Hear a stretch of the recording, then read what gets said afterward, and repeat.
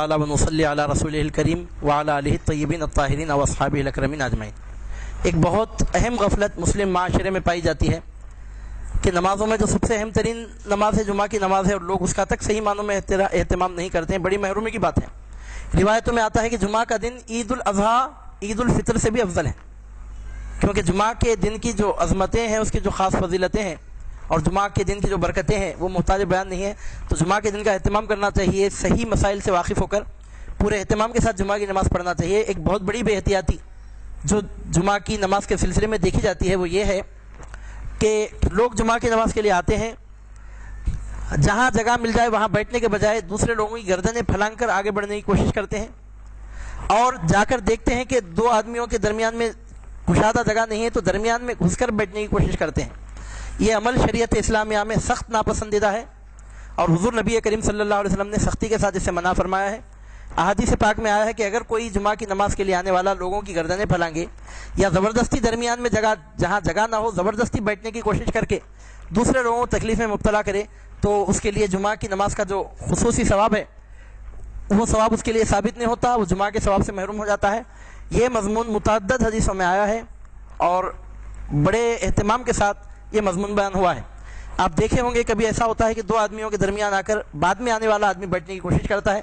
اب جو لوگ پہلے سے بیٹھے ہیں وہ بیچارے پریشان ہو جاتے ہیں کہ جب جماعت قائم ہوگی تو ہم کو جگہ ملے گی کہ نہیں۔ پہلے سے آنے والے تو جگہ کے حقدار ہیں، وہ تو بیٹھے ہیں، اب جگہ نہیں تھی اور درمیان میں آ کر ایک آدمی بیٹھ گیا تو پہلے سے بیٹھنے والوں کو پریشانی شروع ہوتی ہے کہ اب ہم کو یہاں جگہ ملے گی کہ نہیں ملے گی، ملے گی تو بھی ایسی تنگ جگہ ملے گی شاید کہ ہم اطمینان سے نماز نہ پڑھیں۔ یہ سخت مکروہ، سخت ناپسندیدہ عمل ہے۔ اگر کوئی ایسا عمل کرتا ہے تو جمعہ کے ثواب سے محروم ہو جاتا ہے۔ ابو داؤد شریف میں روایت ہے، حضرت عمر بن عاص رضی اللہ تعالیٰ عنہ فرماتے ہیں کہ رسول اکرم صلی اللہ علیہ وسلم نے فرمایا، جمعہ میں 3 قسم کے لوگ حاضر ہوتے ہیں، ایک وہ کہ لغو کے ساتھ حاضر ہو تو اس کا حصہ وہی لغو ہے، ایک وہ شخص ہے کہ اللہ تعالیٰ سے دعا کی تو اگر اللہ چاہے دے نہ چاہے نہ دے،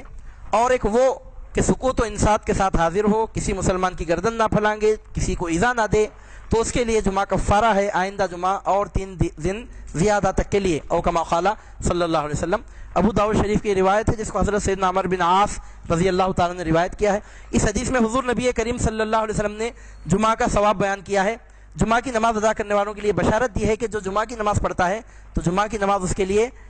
جمعہ سے لے کر جمعہ تک، اس کے بعد مزید 3 دن تک، یعنی جملہ آئندہ 10 دنوں تک کے لیے جمعہ کی نماز گناہوں کا کفارہ بنتی ہے۔ یہ خصوصی ثواب جمعہ کی نماز ادا کرنے والے کو حاصل ہوتا ہے، مگر کب حاصل ہوتا ہے ثواب؟ تو اس کے لیے حضور نبی کریم صلی اللہ علیہ وسلم نے شرط یہ بیان کی کہ آنے والا خطبہ پورے غور سے سنے، امام کے منبر پر بیٹھنے کے بعد مکمل خاموشی اختیار کرے، نمبر 2 کسی مسلمان کی گردن نہ پھلانگے، نمبر 3 کسی مسلمان کو ایذا نہ دے، جو آدمیوں کے بیچ میں زبردستی بیٹھ کر ان کو پریشانی میں مبتلا نہ کرے جو پہلے سے بیٹھے ہیں۔ اگر کوئی خطبہ مکمل سکون کے ساتھ سنے، کسی مسلمان کی گردن نہ پھلانگے، دوسرے کو ایذا نہ دے، درمیان میں زبردستی بیٹھ کر کسی کو تکلیف بھی نہ دے، اس طرح مکمل آداب کے اہتمام کے ساتھ اگر کوئی جمعہ کی نماز پڑھے تو اس کے لیے جمعہ کے ثواب کی یہ بشارت ہے کہ حضور نبی کریم صلی اللہ علیہ وسلم فرماتے ہیں کہ جمعہ کی نماز اس کے لیے آئندہ جمعہ تک کے لیے مزید 3 دنوں کے لیے، آئندہ جملہ 10 دن کے لیے جمعہ کی نماز گناہوں کا کفارہ بنتی ہے۔ تو تمام مسلمانوں کو یہ یاد رکھنا چاہیے، بات پیش نظر رکھنا چاہیے کہ جمعہ کی نماز کے لیے جائیں تو کبھی کسی کی گردن نہ پھلانگے،